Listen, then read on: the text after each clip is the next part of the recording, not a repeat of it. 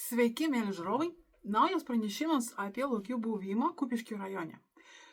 Šį mėnesį viena moteris atsiuntė į Lietuvos medžiotojų žvejų draugijos sukurtą lokių žemėlapį nuotraukas, kur yra matomi lokių pėdsakai.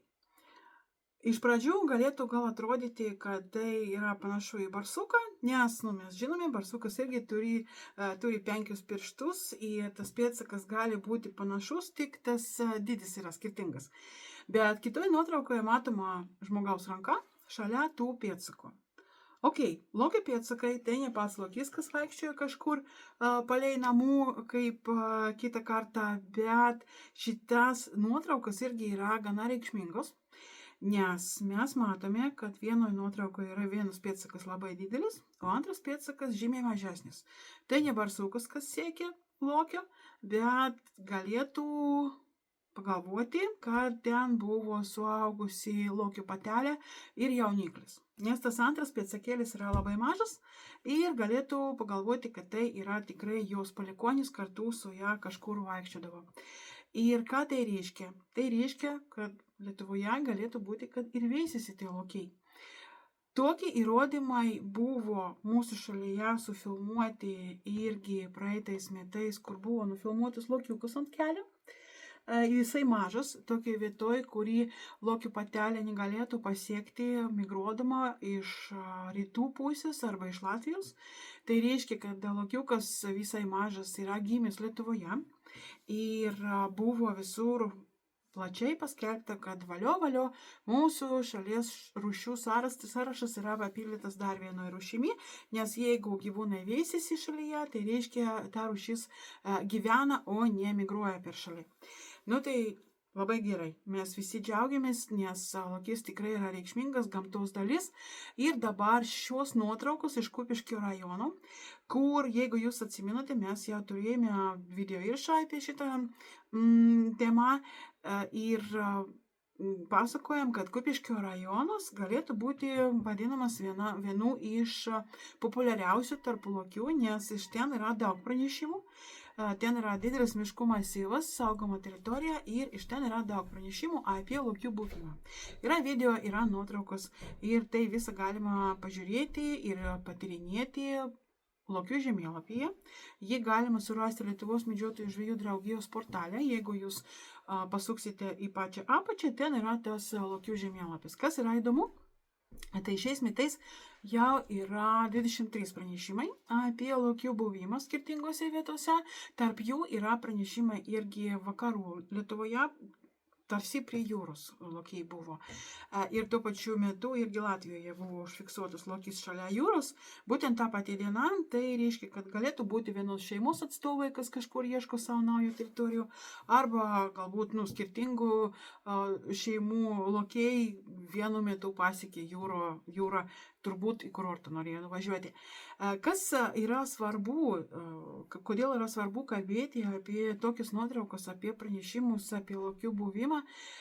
Daugelis rašo mūsų video komentuodami arba straipsnius komentuodami, kad tai medžiotojai nori šaudyti lokius ir todėl pasakojo apie lokių buvimą Lietuvoje ir kažkaip rengia galimybę reikalauti, įtraukti lokį į medžiojamųjų gyvūnų sąrašą.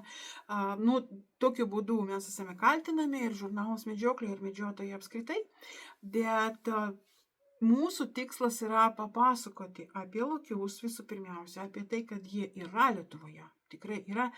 Ir atžvelgiant į tą dalyką, kad didelių miškų masyvų nėra labai daug, lokiai turi kažkaip judėti, migruoti, ieškoti savo naujų teritorijų ir jie yra prispausti kažkaip tą kelią atlikti per laukus, šalia žmonių gyvenviečių ir todėl mes jų matome. Yra daug pranešimų apie lokių buvimą kažkur šalia namų, net dienos metu mes matome jų, kaip jie eina arba kažkur, aviliai kažkur yra galbūt sunaikinti ir todėl, kad kažkokio deserto lokiai ieškodavo, arba kažkur yra matytas lokys visai šalia žmonių, arba miestuose. Yra tokie atvejai, mes visi žinome apie tos pranešimus. Ir mūsų tikslas yra papasakoti apie tai, kad lokiai Lietuvoje yra, atkreipti žmonių dėmesį į tai, kaip reikia elgtis, kokiu būdu galima kažkaip išvengti susitikimą su šitą, galima sakyti, labai pavojinga plėšrūno. Lokys yra pavojingas, tikrai. Ir mums visiems pasakoja, kad lokiai yra vegetarai. Tai netiesa. Lokys yra oportunistas ir jeigu jis turės galimybę gauti kažkokią mėsą, kas turi labai didelį proteino lygį, palyginant su žolė arba uogomis arba grybais arba kažką kitą, tai jis būtinai tą galimybę panaudos. Pavyzdžiui, dabar iš Latvijos buvo pranešimas šį savaitę, kad lokys buvo atėjęs į sodybą. Ir ten jis iš pradžių pagavo keletą vištų suėdė, o paskui sunaikino avilį. Tai buvo jiems labai graži puota, iš pradžių vištiena, o paskui desertui medus. Tai fantastika. Ir žmonės, aišku, sėdėjo namuose ir filmavo tą gyvūną ir paskui pranešė mums ir įstaigoms. Yra labai svarbu pranešti apie didžiųjų plėšrūnų pastebėjimus arba jų buvimo įrodymus arba žala galbūt kažkokia padaryta, dėl to, kad reikalinga yra statistika. Reikalingi yra duomenys, kad mes galėtų suprasti, kokia yra šitų saugojimų rūšių būklė šalyje. Tai va, tai yra įrodymai, kad lokiai labai maloniai ateis į jūsų sodybą, jūsų vištas suėsti arba pagauti šunį, arba ožką, arba kažką kitą, jeigu prireiks, jeigu bus tokia galimybė. Tai va. Tai todėl mes pasakojam ir paskutiniu metu pranešimai apie lokių buvimą, apie tai, kad jie veisisi ir dabar šitas nuotraukos iš Kupiškio rajono, kas irgi įrodo, kad lokiai veisisi, yra palikoniai, yra jaunikliai kartu su suaugusiais lokiais keliauja kažkur. Tai reiškia, kad šitų plėšrūnų skaičiai augs. Reikia turėti omenyje tai, kad ne apie visus lokius yra pranešima, ne visi lokiai yra pastebėti miškų kamerose arba sufilmuoti kažkur miestuose arba kažkur kitur, bet kokia iš tikrųjų yra lokių būklė Lietuvoje, nieks nežino. Nes monitoringo nėra, kažkokių apskaičiavimų tikslų irgi nėra. Mes turim skaičiuoti gyvūnus pagal pėdsakus sniege, mes turim miško kameros ir miškų kamerų medžiagą, bet nustatyti, kiek tų lokių yra, galima tik atliekant DNR tyrimus. Mokslinius tyrimus, panaudojant kažkokią medžiagą, pavyzdžiui, plaukus arba ekskrementus, arba galbūt, jeigu gyvūnas yra kažkur nugaišęs, kažkaip, nežinau, po mašinos, po susidūrimo su mašina galbūt nugaišęs, arba kažkokia liga buvo, arba kažkas kita. Tai tą medžiagą būtinai reikia priduoti mokslininkams, kad galėtų ištirti, kas tai per gyvūnas, jau pradėtų sudaryti kažkokią genetinę informacinę bazę ir tokiu būdu tada galėtų suprasti, kiek tų lokių yra. Kol kas informacijos iš vis nėra, tik foto ir video įrašai. Viso kito mes neturime. Ir mūsų tikslas yra raginti gyventojus galvoti apie lokių buvimą gamtoje, ypač tuos žmonės, kas gyvena šalia miškų, kas mėgsta grybauti, vaikščioti, kas mėgsta kažkokią aktyvį laisvalaikį, praleisti savo laiką miške, gamtoje kažkur. Tai būtinai reikia žinoti, kad tokia galimybė tam tikrose rajonuose yra susitikti su lokiu.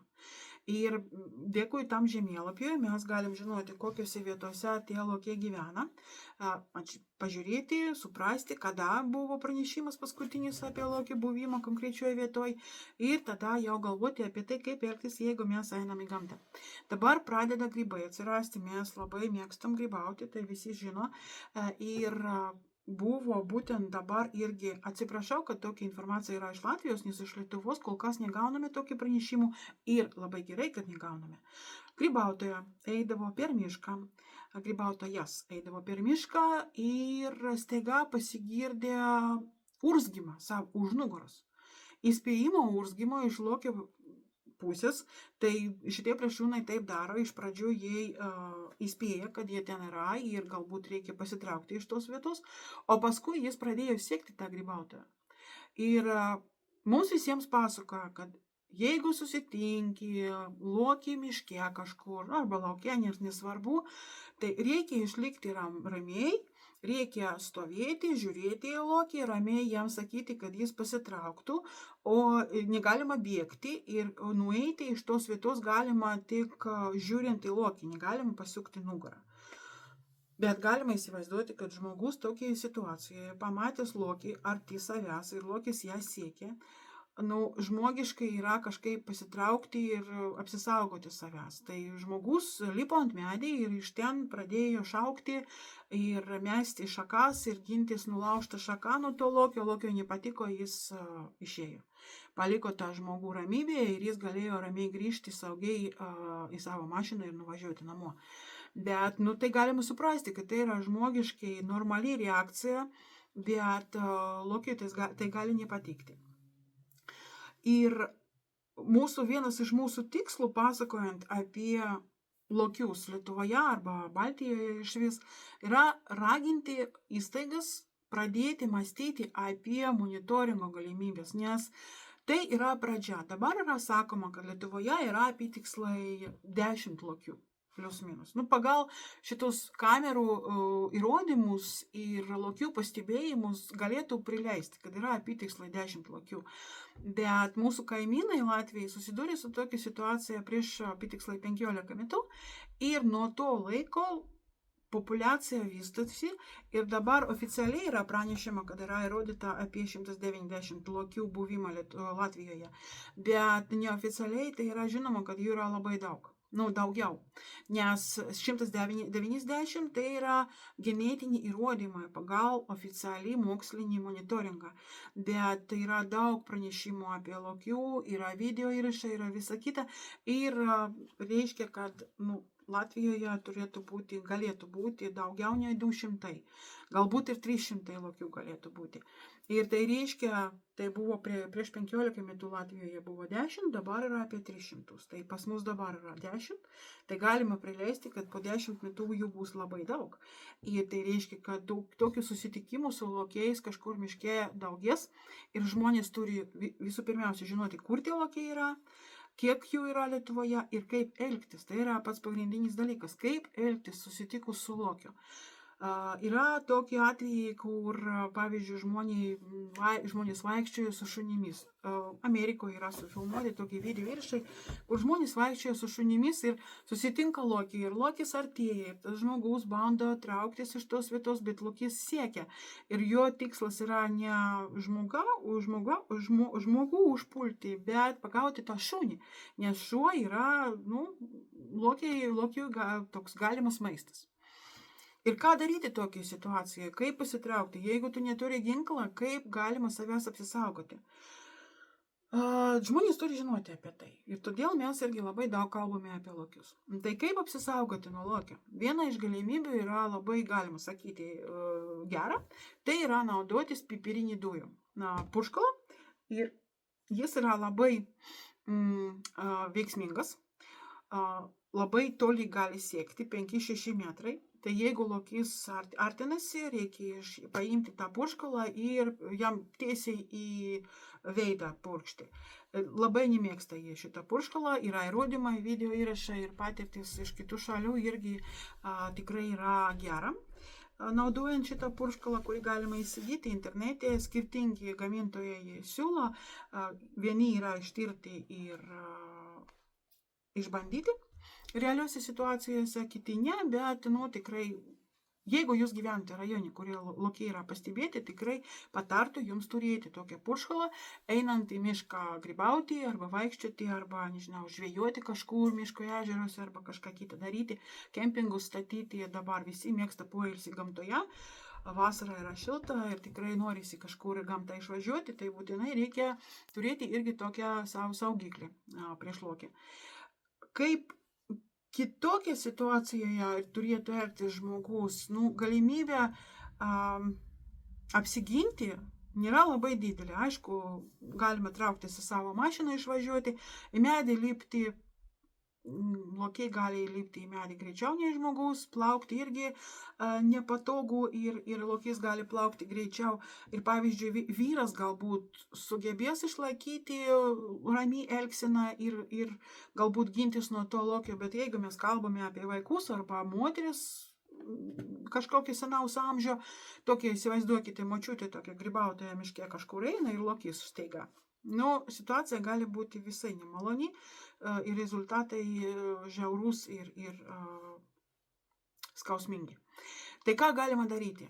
Pagal Lietuvos teisės aktus žmogus turi teisę ginti save arba savo artimus, arba, nežinau, galbūt šunį, jeigu yra tikras pavojus gyvybei ir neperteklinis tas apsiginimas bus. Aišku, kiekviena situacija bus ištirta, nes lokys yra griežtai saugoma rūšis ir už lokio nužudimą be priežasties, be reikalo bus labai didelis baudas. Už pačio lokio nužudimą 22,5 tūkstančiai, kažkas tokio. Ir plus ten bus kita bauda irgi už kitus kažkokius straipsnius. Bet tikrai, jeigu yra tikras pavojus gyvybei, gintis galima, irgi naudojant ginklus. Arba sportinius, arba medžioklėje numatytus, arba asmeninius trumpuosius ginklus irgi galima naudoti, bet trumpuosius ginklas kažkoks revolveris arba pistoletas nelabai sustabdys tą lokį. Bent jeigu pataikysit labai gerai. Bet irgi po to, jeigu bus nustatyta, kad toks atvejis yra buvęs, po to tikrai bus tyrimas, tikrai gali būti ir kriminalinė byla, ir gali būti administracinė atsakomybė, ir visokie kitokie dalykai. Tikrai sudėtingas tas klausimas yra, bent jeigu jūs turite su savim draugą, kas sufilmuos visą tą veiksmą ir galėsite įrodyti, kad lokys tikrai bandė jūs pulti, arba net jau pagavo už koją, ir jūs tada tik šovėt, kad apsigintų, tada galbūt nebus jums atsakomybė jokia. Žodžiu, labai sudėtinga ta situacija yra tikrai, bet, aš nesakau, kad nereikėtų gintis, bet tikrai reikia bandyti panaudoti visokius kitokius priemonės ir galimybės apsiginti nuo lokio ir tos purškalos visų pirmiausia galėtų panaudoti. Nes paskui tas tyrimas bus labai ilgas ir visi mums sako, ir gamtos draugai mums bando įstikinti mus, kad jeigu bijote lokio, tai nereikia eiti į mišką. Irgi po Lenkijos atsitikimo, jeigu atsimenate, mes turėjome irgi reportažą ir straipsnį portalį medžioklės.žurnalas.lt, kur lokys užpuolė ir nužudė grybautoją, tai oficialių įstaigų komentarai buvo pati kalta, kodėl eidavo tiek toli į mišką. Tai ką tai reiškia, kad mes turim atsitraukti iš gamtos, suvažiuoti visi į didelius miškus, panaikinti savo sodybas ir namus gamtoje ir kažkokiuose kaimuose ir gyventi visi daugiabučiuose namuose ir neiti į mišką niekada, todėl kad kažkur yra lokys ir žmogus nėra svarbesnis už lokį arba už vilką arba lūšį arba kažką kitą. Aš negalvoju, kad tai yra teisinga, kodėl žmonės turi pasitraukti iš gamtos, bijoti gamtos ir neeiti į gamtą ir kodėl lokys yra svarbesnis už mano šunį arba mano anūką. Tikrai negalvoju, kad tai yra teisinga situacija, bet tas sugyvenimas su plėšrūnais visada ir visur pasaulyje yra sudėtingas. Todėl, kad yra konfliktas su žmonių interesais, jau ūkiniais ir neūkiniais, paprastais ten, nežinau, grybavimas arba elnių auginimas arba, nežinau, ten uogų kažkokio auginimas, pavyzdžiui, šalia miško, kur yra lokis, galėtų būti ne visai geras komercinis dalykas. Todėl, kad lokys ateis ir viską suės. ir avilius gali išnaikinti. Ir, žodžiu, rasti tą pusiausvyrą tarp žmogaus ir gamtos interesų visada yra sudėtinga. Ir mūsų tikslas yra pasakoti apie realią situaciją, apie tai, kas vyksta Lietuvos gamtoje ir raginti kiek gyventojus, taip ir įstaigas galvoti apie tai, kaip tą pusiausvyrą išlaikyti. Nes lokis yra geras, gražus, mielas miškutis iki tol, kol jis nesuės tavo močiutę. tada prasideda jau konfliktas, tada jau prasideda piktis ir prasideda problemos. Ir tai nėra gerai gamtosaugai.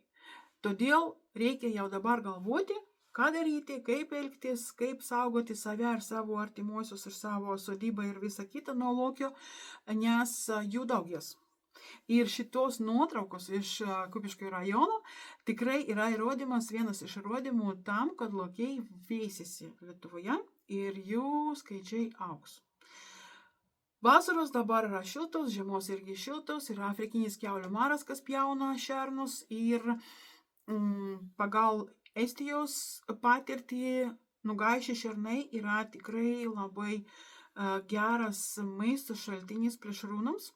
Ir tai reiškia, kad jie neturi išleisti savo jėgas, laiką ir kilokalorijos, kad sumedžioti tą gyvūną. Ir jeigu jie turi prieigą prie tokio, galima sakyti, nemokamų maisto šaltinio, tai išgyvena daugiau palikuonių.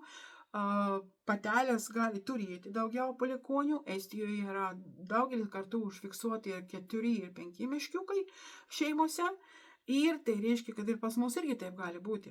Tai keletą metų ir mes turėsim daug lokių ir mes turim suprasti, kaip su jais sugyventi, ką daryti, kaip elgtis, kad išlaikytų į tos rūšies gerą būklę ir geros veisimo galimybės Lietuvoje ir netaptų maistui. Nes tam tikrose situacijose taip tikrai gali būti. Nu tai va. Mylėsim gamtą, saugosim gamtą, bandysim išmokti, kaip sugyventi su lokiais. Jeigu jums įdomi tokį video įrašą, tai būtinai pasidalinkite, kad mes matytų, kad jums tikrai yra įdomu ir patinka ir norite daugiau tokios informacijos. Pasidalinkite savo socialiniuose tinkluose, būkite kartu su mumis. Spauskite like mūsų YouTube kanalui, jeigu dar neprenumeravote, ir apie lokius ir apie kitus gyvūnus, apie medžioklę, apie gamtosaugą ir daug kitų temų skaitykite mūsų portalį medžioklėžurnalas.lt. Ten yra tūkstančiai skirtingų straipsnių visoms temoms ir apie šunis, apie maistą, apie maisto gaminimą, apie gamtą, apie rūšis, apie visą kitą. Tikrai daug yra straipsnių. Būtinai būkite kartu su mumis. Ir nepamirškite, kad galima prenumeruoti žurnalą Medžioklė per portalą prenumeruoti.lt. Va taip.